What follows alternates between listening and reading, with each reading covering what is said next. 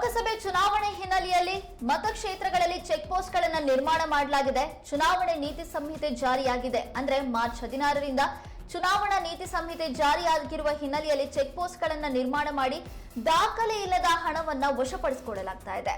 ಇದೀಗ ಶಿವಮೊಗ್ಗ ಜಿಲ್ಲೆಯಲ್ಲಿ ದಾಖಲೆ ಇಲ್ಲದ 1.5 ಲಕ್ಷ ಹಣವನ್ನ ವಶಪಡಿಸಿಕೊಳ್ಳಲಾಗಿದೆ. ಶಿರಾಳಕೊಪ್ಪ ಚಿತ್ರದಹಳ್ಳಿ ರಸ್ತೆ ಮಾರ್ಗದಲ್ಲಿ ಸಂಚರಿಸ್ತಾ ಇದ್ದಂತ ಸಂದರ್ಭದಲ್ಲಿ ಸೊರಬಾದ ಮುನೀರ್ ಎಂಬುವರು 1.5 ಲಕ್ಷ ರೂಪಾಯಿ ಹಣವನ್ನ ತೆಗೆದುಕೊಂಡು ಹೋಗ್ತಾ ಇದ್ರು.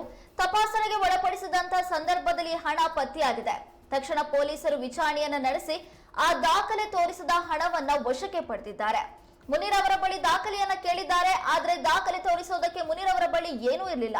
ಆ ಹಿನ್ನೆಲೆಯಲ್ಲಿ ಈ ಹಣವನ್ನ ಎಸ್ಎಸ್ಟಿ ಪೊಲೀಸರು ಇದೀಗ ತಮ್ಮ ವಶಕ್ಕೆ ಪಡೆದುಕೊಂಡಿದ್ದಾರೆ.